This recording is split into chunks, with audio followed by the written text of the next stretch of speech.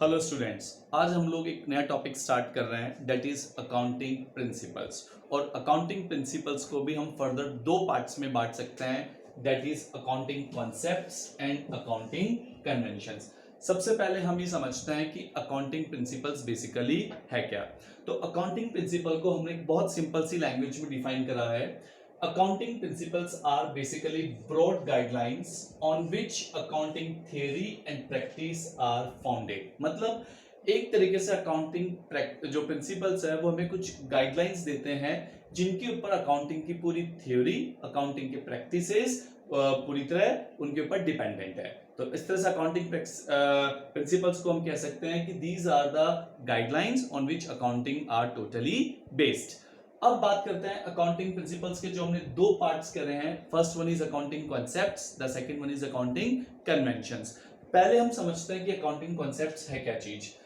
Accounting concepts are basically necessary assumptions, conditions and ideas on which accounting is based। मतलब कुछ assumptions का मतलब होता है कुछ मान्यताएं, conditions and ideas on which accounting is based, जिस पे हमारी अकाउंटिंग बेस है। बेसिकली अकाउंटिंग कॉन्सेप्ट्स को आप एक तरीके से ये भी बोल सकते हो कि फंडामेंटल्स, मतलब ये अकाउंटिंग के कुछ फंडामेंटल्स हैं जिस पे पूरी तरह हमारी अकाउंटिंग बेस होती है। अब हम बात करते हैं अकाउंटिंग कन्वेंशन की।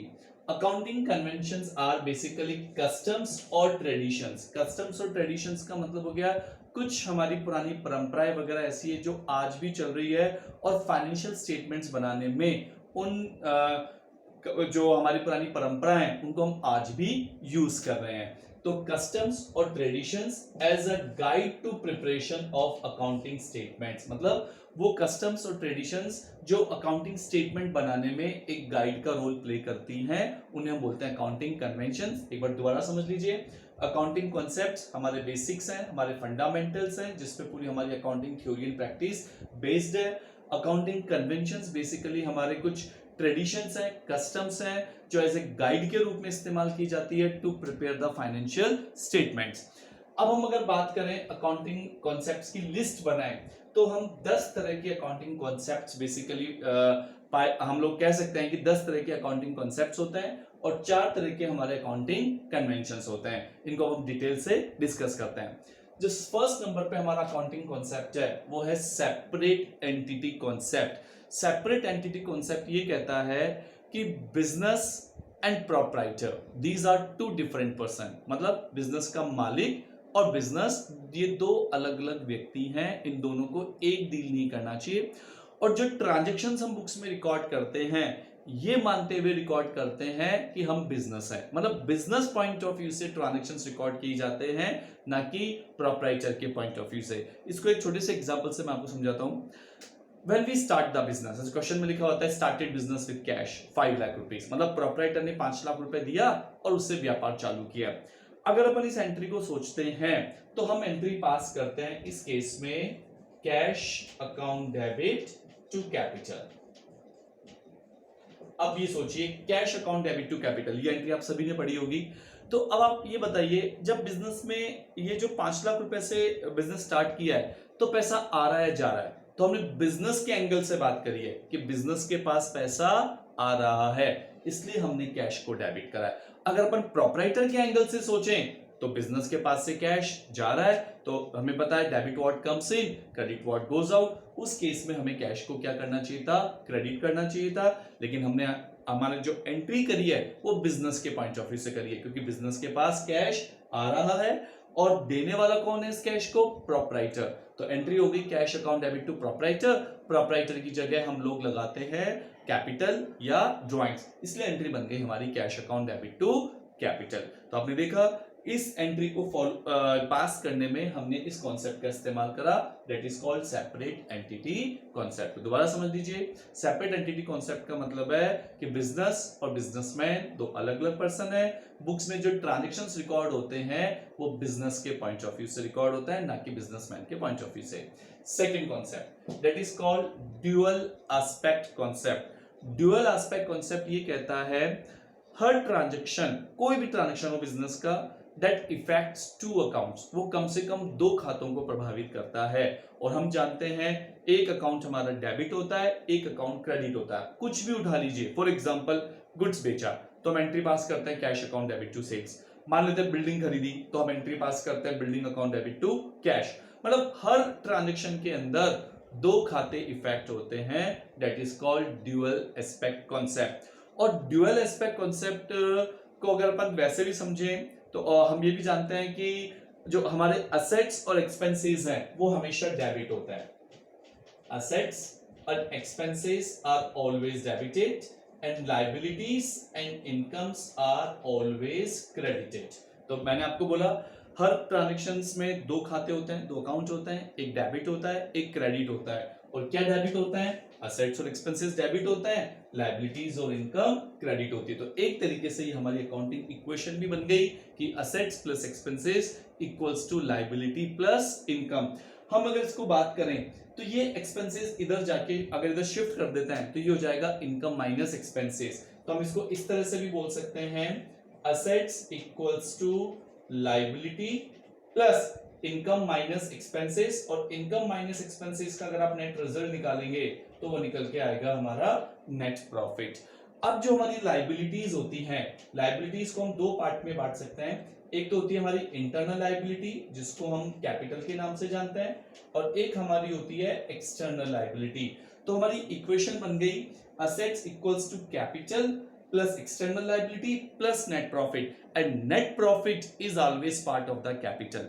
नेट प्रॉफिट हमेशा कैपिटल का ही पार्ट होता है, कैपिटल में ही ऐड होता है। तो हम इस तरह से भी बोल सकते हैं assets equals to capital plus external liability. हम एक्सटर्नल लायबिलिटी या सिर्फ लायबिलिटी भी बोल सकते हैं। तो एक तरीके से जो हमारी अकाउंटिंग इक्वेशन जो इमर्ज होती है that is because of dual aspect concept. दोबारा समझ लीजिए, ड्यूअल एस्पेक्ट कॉन्सेप्ट, हर ट्रांजैक्शंस दो अकाउंट को इफेक्ट करता है, एक डेबिट होता है एक क्रेडिट होता है। असेट्स और एक्सपेंसेस हमारी डेबिट होता है, लायबिलिटीज और इनकम हमारी क्रेडिट होती है। और इसको हम एक इक्वेशन फॉर्म में अगर एक्सप्रेस करें तो ये बन के आती है assets equals to capital plus liability.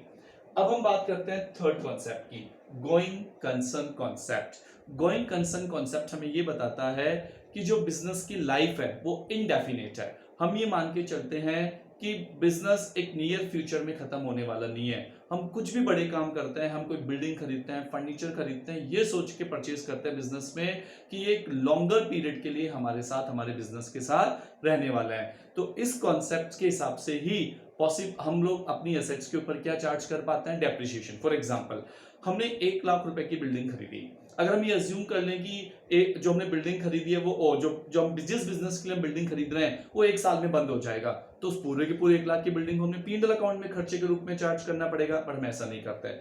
हम ये मानते हैं कि बिजनेस तो बहुत लंबे साल चलेगा और बिल्डिंग मान लेते हैं 10 साल चलेगी, तो हम 1 लाख में 10 का डिवाइड कर देंगे, जो 10,000 रुपए है उसको डेप्रिसिएशन के रूप में प्रॉफिट एंड लॉस अकाउंट में चार्ज करेंगे। तो गोइंग कंसर्न कॉन्सेप्ट हमें ये बताता है कि बिजनेस बहुत लंबे समय तक चलेगा, और इस कॉन्सेप्ट के कारण ही हम हमारी एसेट्स को इवनली कई ईयर्स में स्प्रेड कर देते हैं और डेप्रिसिएशन हम एसेट्स के ऊपर चार्ज कर पाते हैं। नेक्स्ट है अकाउंटिंग पीरियड कॉन्सेप्ट। बहुत इजी कॉन्सेप्ट है ये।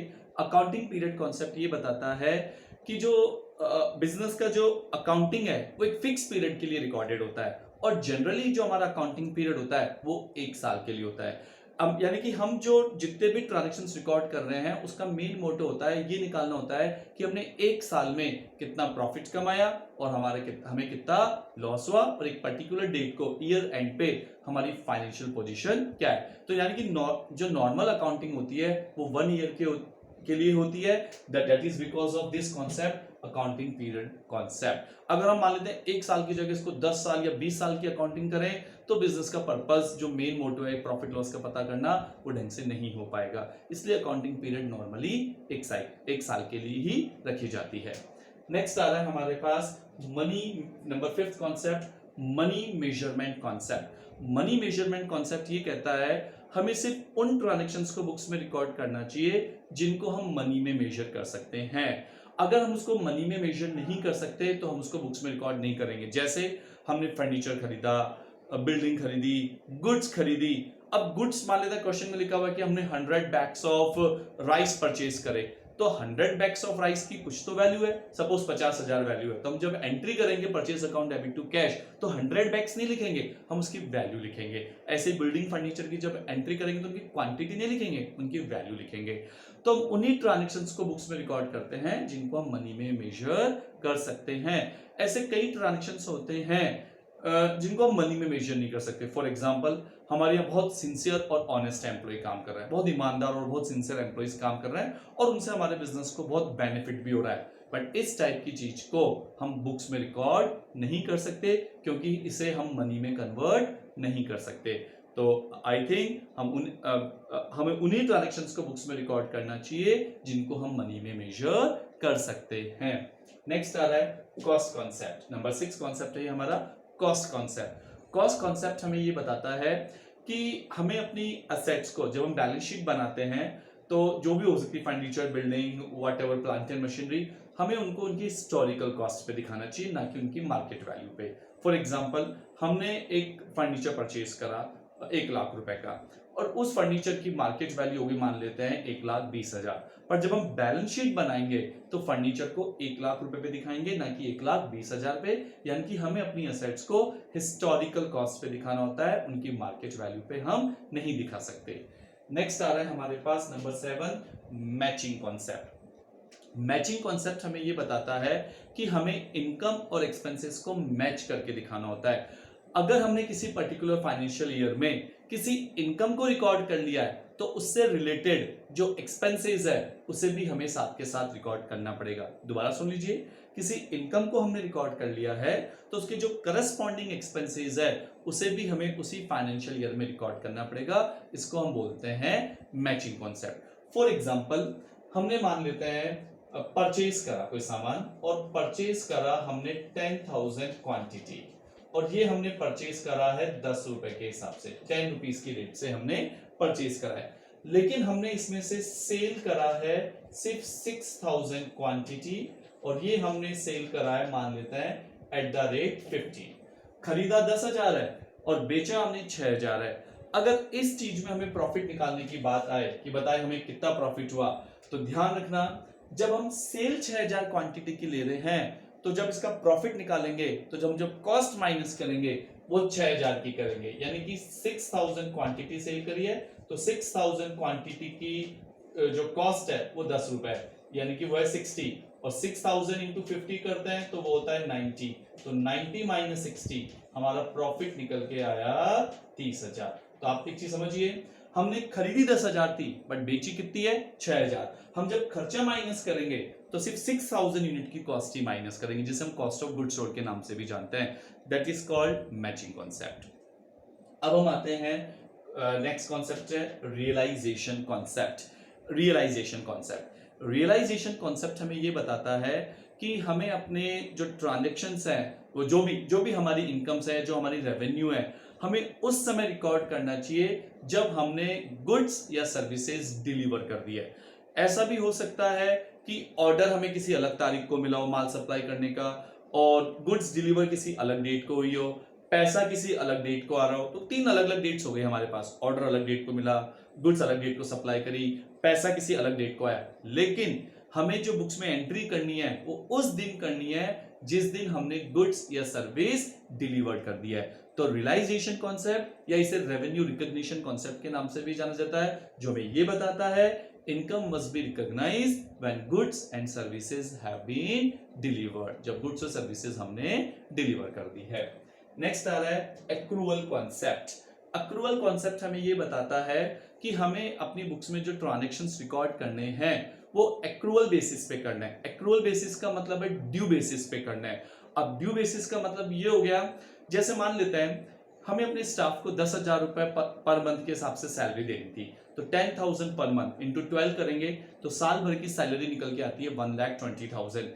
बट हमने जो कैश में सैलरी पे करी है वो सिर्फ 1 लाख रुपए, मतलब देनी हमें 1,20,000 थी बट हमने कैश में पे करी है सिर्फ 1 लाख रुपए। तो जो बाकी बची हुई 20,000 रुपए है वो अभी भी आउटस्टैंडिंग है, वो अभी तक हमने पे नहीं करी है। लेकिन जब हम प्रॉफिट एंड लॉस अकाउंट बनाएंगे, यानी कि जब इनकम स्टेटमेंट बनाएंगे, तो हम वहां पे 1 लाख प्लस 20,000 जो आउटस्टैंडिंग है उसको भी दिखाएंगे, यानी कि टोटल सैलरी हम दिखाएंगे 1,20,000। तो इसका मतलब है जो खर्चे हमने पे नहीं करे हैं बट इस ईयर के खर्चे हैं, चाहे वो बकाया ही हो, उन्हें खर्चा माना जाएगा।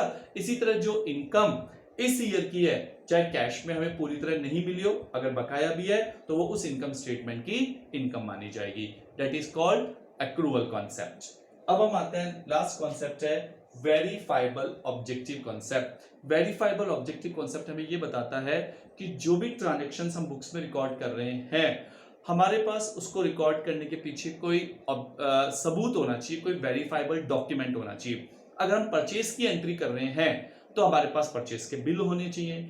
अगर हमने कोई स्टेशनरी वगैरह खरीदी है तो उसके भी बिल मौजूद होने चाहिए। अगर हमने माल बेचा है तो उसके वाउचर्स वगैरह हमारे पास होने चाहिए। मतलब कभी भी हम कोई चीज रिकॉर्ड करें तो उसके पीछे हमारे पास कोई सपोर्टिव डॉक्यूमेंट होना चाहिए, जिससे कभी फ्यूचर में भी उन ट्रांजैक्शंस को वेरीफाई किया जा सके। तो ये थे हमारे 10 अकाउंटिंग कॉन्सेप्ट्स, जो कि हमारे फंडामेंटल्स के नाम से भी जाने जाते हैं, बेसिक्स के नाम से भी जाने जाते हैं। अब हम बात कर रहे हैं अकाउंटिंग कन्वेंशंस की। जैसा कि मैं बता चुका हूं, ये कुछ हमारी ट्रेडिशंस हैं, कुछ हमारे कस्टम्स हैं, जिनको हम आज भी यूज करते आ रहे हैं। फाइनेंशियल स्टेटमेंट बनाने के लिए एक गाइड का रोल ये प्ले करते हैं। अगर अकाउंटिंग कन्वेंशन देखें तो नंबर 1 आ रही है कन्वेंशन ऑफ डिस्क्लोजर।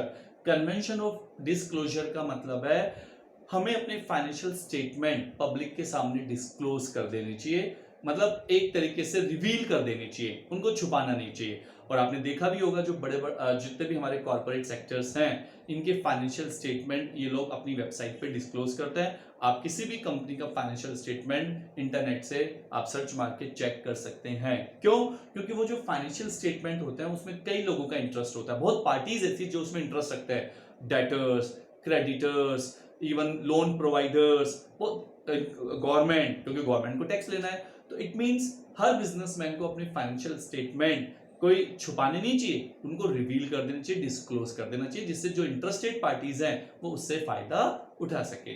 नेक्स्ट आ रहा है convention of materiality. Convention of materiality का मतलब है हमें वही ट्रांजैक्शंस बुक्स में रिकॉर्ड करनी चाहिए जो कुछ मटेरियल है, सिग्निफिकेंट वैल्यू के हैं। बहुत छोटी वैल्यू के आइटम्स, कह सकते हैं कि जिन बहुत नेग्लिजिबल वैल्यू के जो आइटम्स हैं उनको या तो हमें रिकॉर्ड नहीं करना चाहिए या किसी बड़ी वैल्यू के आइटम के साथ मर्ज कर देना चाहिए। अब किसको छोटी वैल्यू माना जाए, किसको बड़ी वैल्यू माना जाए, ये बिजनेस टू बिजनेस डिफर कर सकता है। तो मेटेरियलिटी कॉन्सेप्ट ये कहता है कि बुक्स में सिर्फ वही ट्रांजैक्शंस आनी चाहिए जिनकी एक सिग्निफिकेंट वैल्यू है। बहुत लेसर वैल्यू के आइटम्स, बहुत नेग्लिजिबल वैल्यू के आइटम्स रिकॉर्ड नहीं होने चाहिए या फिर किसी हायर वैल्यू के आइटम्स के साथ वो मर्ज हो जाने चाहिए। नेक्स्ट आ रहा है कन्वेंशन ऑफ कंसिस्टेंसी।